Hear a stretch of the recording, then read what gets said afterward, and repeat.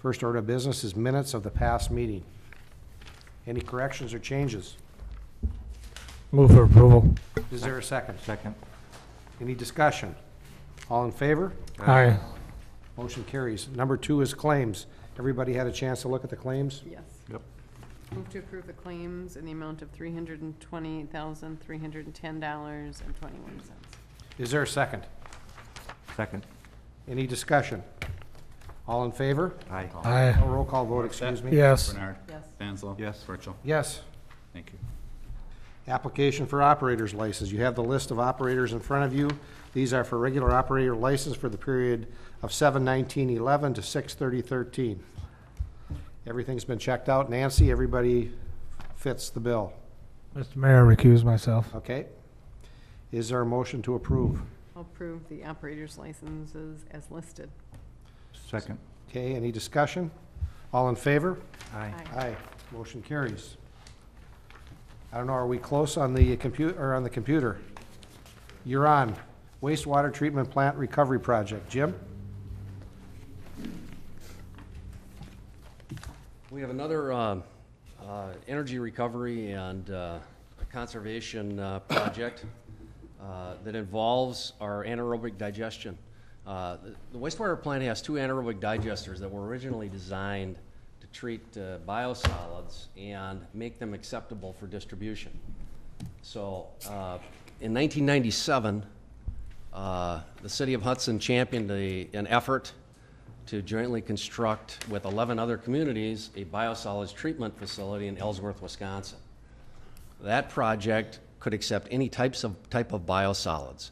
So that made anaerobic digestion not necessary at the city of Hudson wastewater facility, since biosolids in any form could be treated at our new Ellsworth facility. So the long-range plan for the existing anaerobic digesters were to transition them to holding tanks and let them digest whatever they could, and it would still create some biogas, but that biogas would be flared off or burned off into the atmosphere. So that's the way it's been currently operating. So we did a feasibility study. We got a grant to do a feasibility study and have completed that. And that feasibility study looked at maximizing the amount of energy produced from the digesters and recovering as much energy from that process as possible. Not looking at any treatment value. We're not looking at treating the biosolids to any certain degree, but just how much energy can we produce from that process. And that was the thrust of the feasibility study. So now I'm going to turn it over to Ted Field. We looked at a lot of different, first of all, we looked at a lot of different scenarios. And what Ted's going to outline is a broad outline of the scenario that is recommended, which gives the best economic impact for the Hudson wastewater facility. So this is Ted Field. He is a senior water and wastewater engineer for TKDA. Thank you, Jim. Good evening. As Jim mentioned, we performed this study with the intent on generating energy from the biosolids of the wastewater treatment facility. But what I want to show you is the plan, how it's going to work, and then some economic figures that estimate the payback on the project, which was really the focus of the project was to create something that would be economically feasible. So.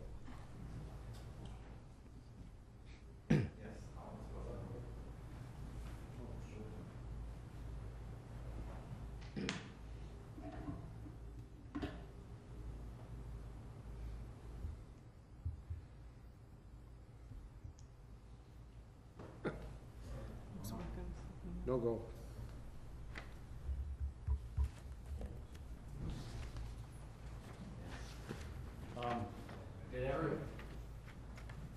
Included in everybody's packet was the slides for this. Yep.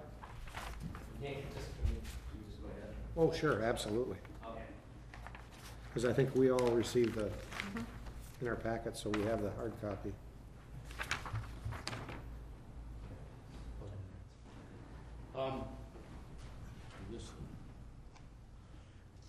there are actually 5 slides that indicate this is a kind of a brief presentation to give you just the highlights of the study. And if we could start with the first slide that's titled Current Biosolids Operation, I wanted to give you an idea of what it is at the plant today and what it does that we use as a basis for this project. And you can see what you have there is this digester, which was designed and built many, many years ago to anaerobically digest biosolids, that is to treat biosolids. But as Jim mentioned, because there is no incentive to do that with the hauling biosolids to the Ellsworth facility, this has been operated just as a storage tank since 1997. And so what happens is biosolids are first thickened to take as much of the water out of them so that the handling and the shipping costs are reduced. And then from there they're hauled down to the Ellsworth facility at a rate of about 2,100 pounds per day. Now, we're dealing with pounds rather than gallons, even though both are important, because there is a processing fee that is paid at the Ellsworth facility based on pounds, and these are dry pounds of solids. And then, as you can see, even though the tank is not operated as a digester with gas production in mind, just by holding this material, which is volatile for sometimes several days, if not a week, biogas is generated. And we made an estimate that we're estimating generating about 10,000 cubic feet per day of gas. But as Jim mentioned, there's no facilities right now to do anything with this gas, so it's flared off and essentially wasted. If you turn then to the second sheet, this is the project as it was recommended. And as Jim mentioned, we looked at a lot of different scenarios and a lot of different operating schemes to try to find the scheme that had the best economic advantage. And what I'm going to describe to you then is the one that produced that advantage. We convert that storage tank to a digester, or put it back in its operation as it was intended to be, which means it's heated and it's mixed and it's insulated. So we're trying to raise the temperature of the biosolids that are stored in the tank and also give it a better mixing so that the digestion process is optimized. By doing this, what we're able to do is destroy a lot of those solids that are hauled to the Ellsworth facility. They're broken down in a process that produces biogas, principally methane.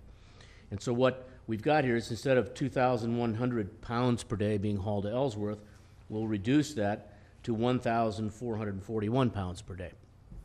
In the process, we'll increase the amount of biogas that is generated to 16,000, read that right? 18,000 cubic feet per day. And see, that's a significant increase from what it's doing now. Now, what we'll do, of course, is then capture that gas. And instead of flaring it off, what we'll do is burn it in a turbine generator. Now, there are lots of different uses for this gas, and typically the most common use in a wastewater treatment plant is to use it in a boiler to create heat to maintain the digestion process, because, as I mentioned, it's done at an elevated temperature, and also to create building heat. The problem with that operation is you're wasting gas in the summer, particularly on a day like today, when you have no heating demand. And so the advantage of this process is we burn and extract energy from every cubic foot of gas that we generate. Year-round, we're generating electricity. And as you can see, we'll generate somewhere between 30 and 35 kilowatts of power. This is about 44 horsepower. And this will be a continuous generation of electricity 365 days of the year. At the same time, the generator is going to generate heat. And approximately 50% of the energy that is applied as gas to the generator can be recovered as heat by applying a heating jacket to the generator and then creating hot water, which in this plan we would use to recycle that water back to the digester to heat the digester. So we're able to extract heat energy in two forms. One is the electricity, and the other is the heating value of the waste heat coming off of the turbine generator.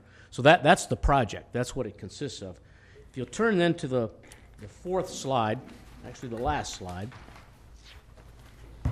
these are the estimates that were created by the study as to the economic feasibility of the project. First of all, the estimated total project cost is $830,000.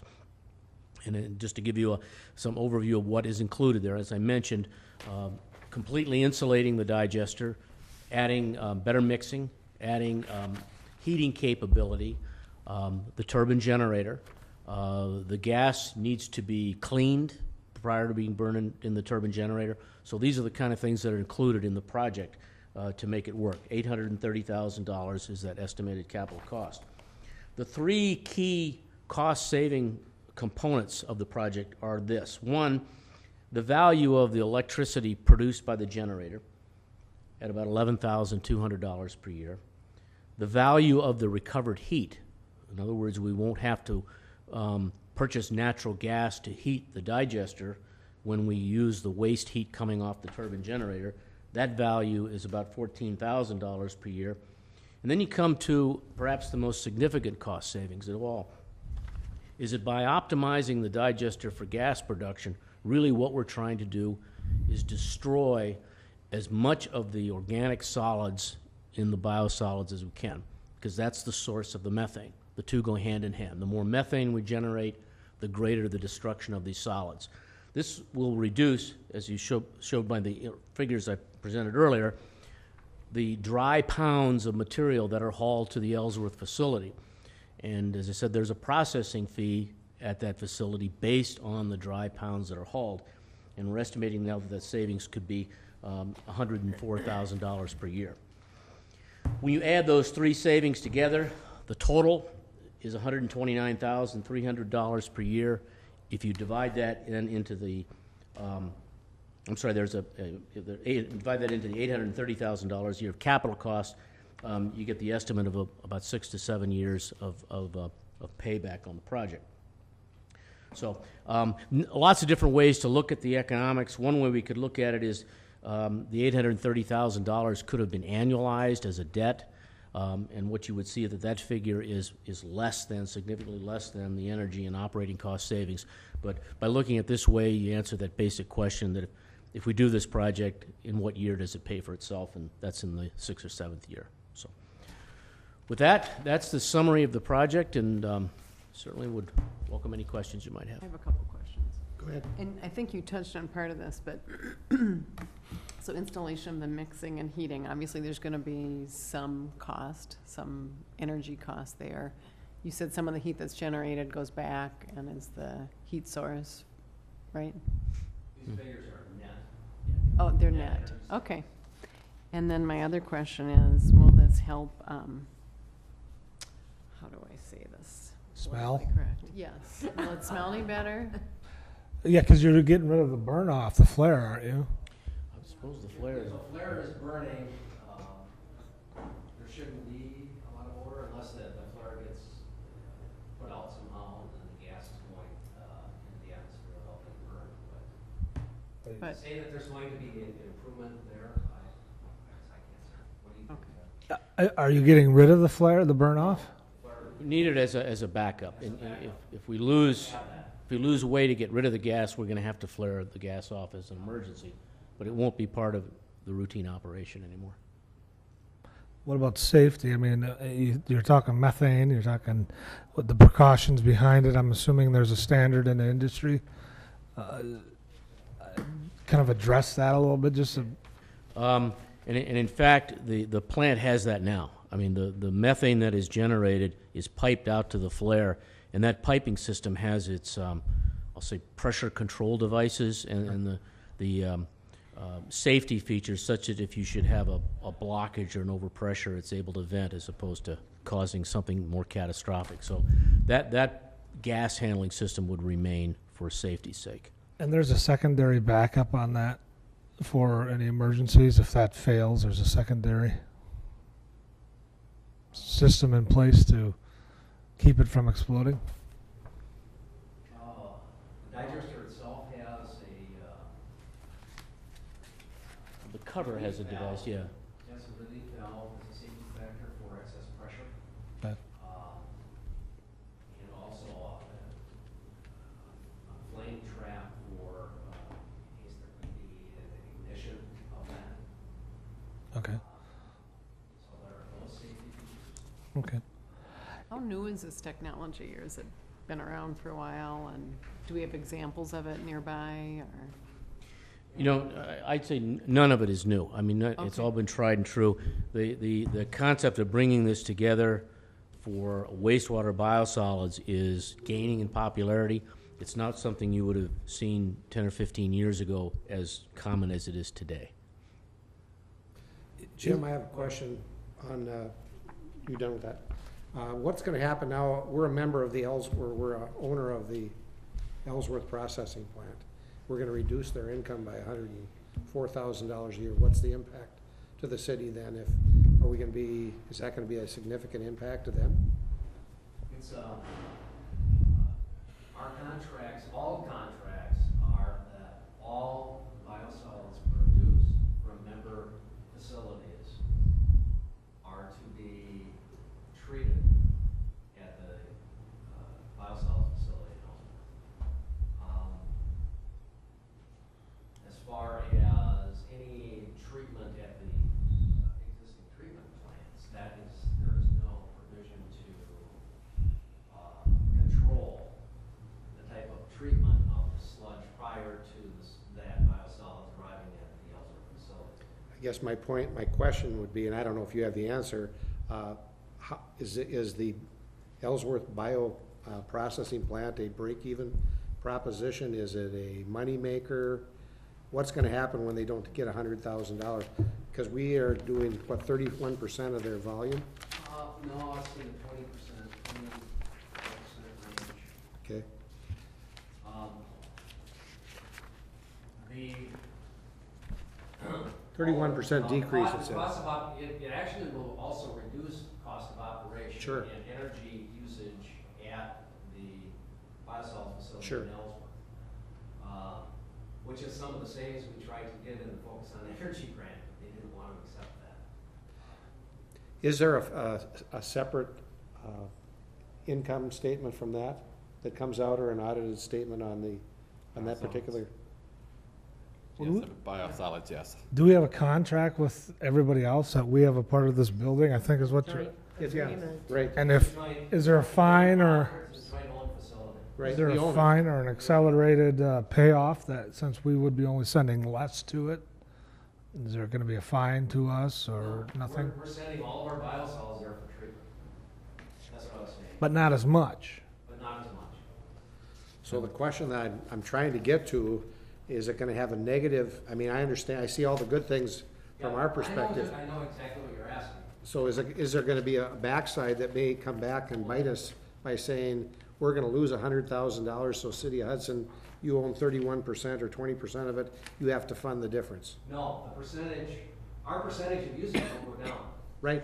By So that 31%, Whatever cost, let's say, whatever fixed costs are there, right? that are distributed, so the other member communities, their percentages will go up. So they will. It's a fixed cost, so we're gonna stay at what we pay now, or do we go down? Whatever fixed costs are there would be distributed to, Every- everyone else's percentage will go up. Yep, So they will increase. Oh. yep, Go down. okay.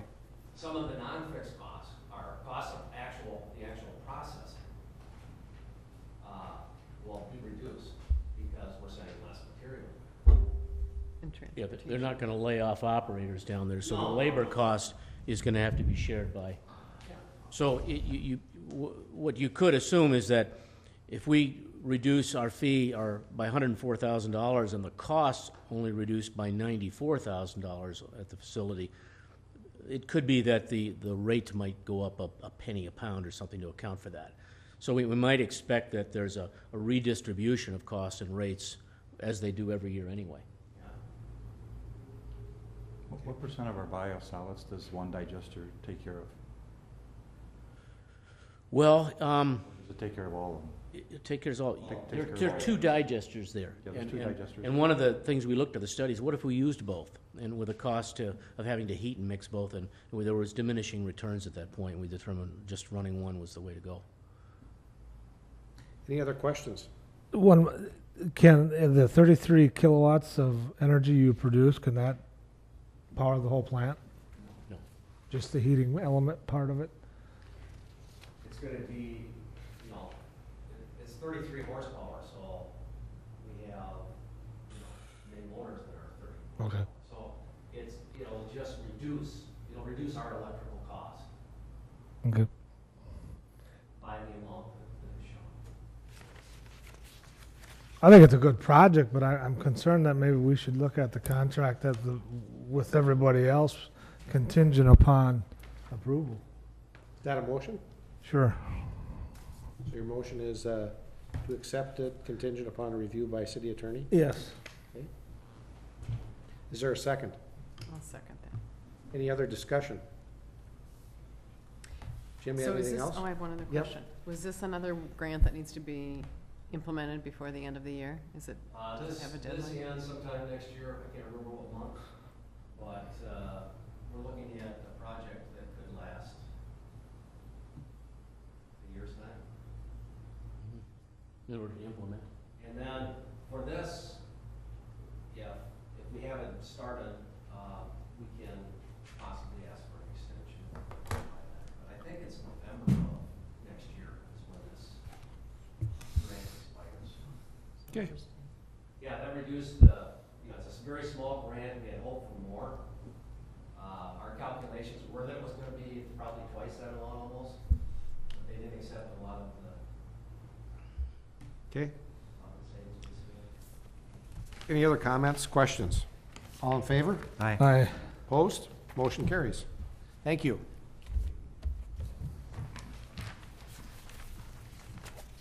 Let's go to number 8 first, or number 9. Reconsider purchase of the EMS chase vehicle. I think we had a change a little bit in the dollar amount, and we got 2 bids on that, and for some reason I can't find mine. Here it is, I got it. So the Ford Expedition went from $26,099 to $26,300, a difference of $200, and the Tahoe went up $417. So recommendation is that we stay with the 2012 Explorer, cost of $26,300 minus the $3,000 to $5,000 trade-in. And that's gonna be purchased with cash. So Any moved. questions? Basically, the 2011s aren't being made anymore, so we went back to 2 bidders. Did we really switch from an Expedition to an Explorer? Yeah, Okay. the Expedition was not. Did I say Expedition? Yeah, No, we- you said it right. I Okay. just remembered it being the Explorer. Expedition, and now it's the Explorer. Okay. So I'll move to approve that change. Is there a second? Second. All in favor? Aye. Aye. Motion carries. Okay, let's go back to request recommendation from the EMS Commission for advance of funds from the city's general fund.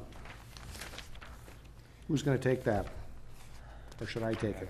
Well, I'm happy to take it. All right, Lori, you're our EMS rep. Yeah. Okay, so our commission has recognized the need for some fleet replacement, of which we just voted on the purchase of a chase vehicle with existing cash.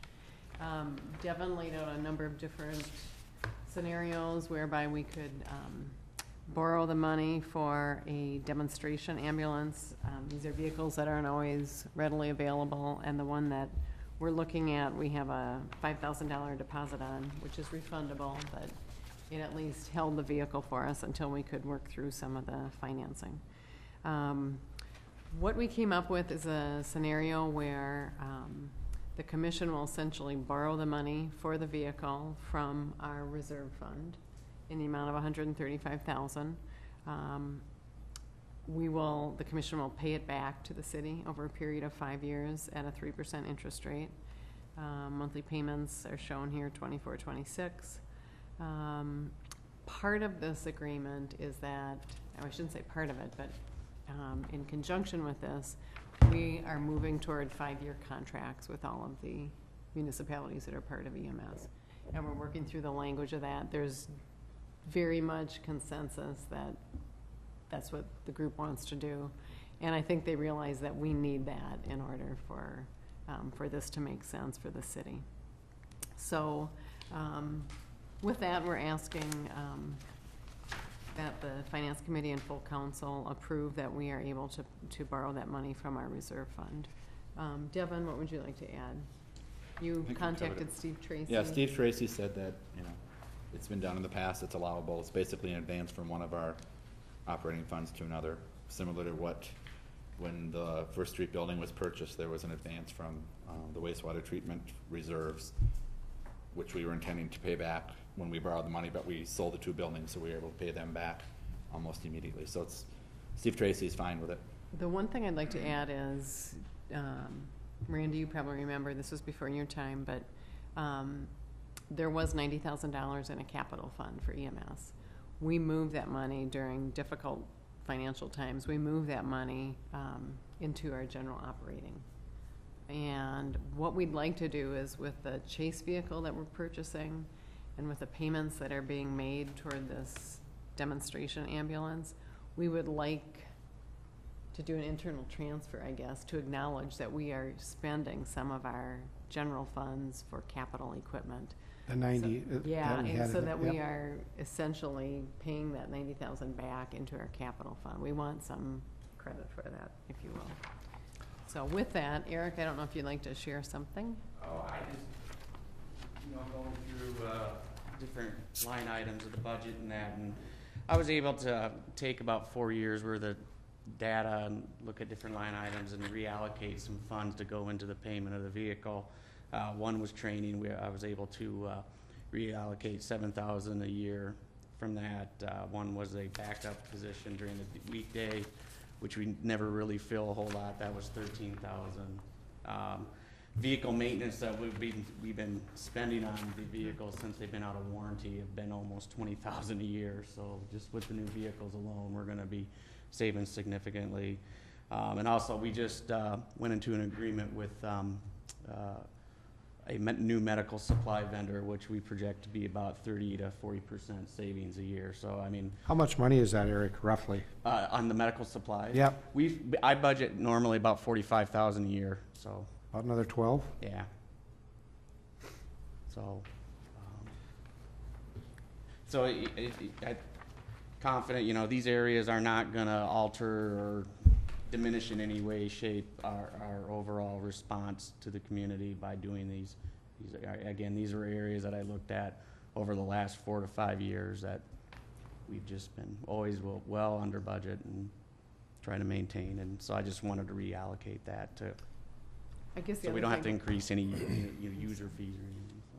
the other thing I was going to bring up is that Devin ran through a projected cash flow.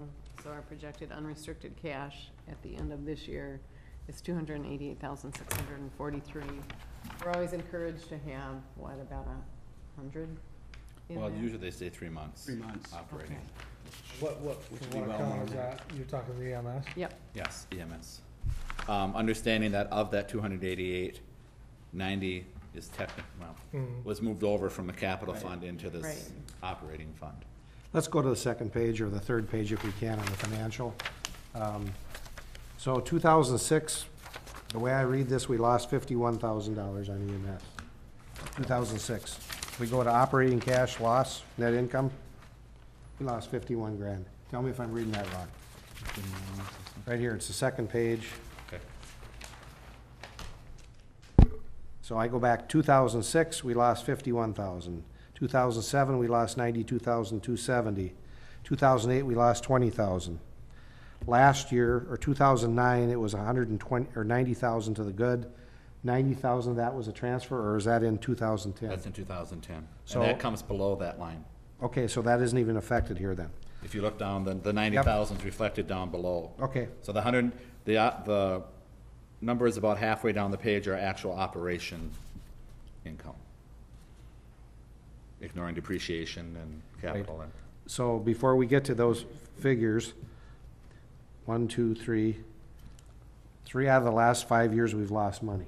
Would that be a fair statement? Right. Okay? So, we're taking on another $30,000 a year in debt. 2009 looked like a decent year. 2010, we did well. Yes.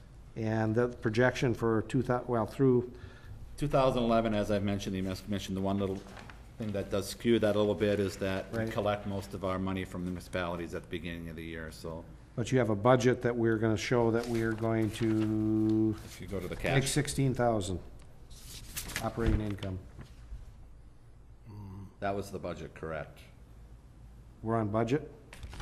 But the actual cash flow based on where we are right now is this other page here. Is way better. Correct, But we have funds that come in, so. correct. Basically, what I'm trying to do is, if we're gonna make a 5-year loan, and we've lost money 3 out of the last 5 years, the last 2 we've made money, and we project we're gonna make money this year.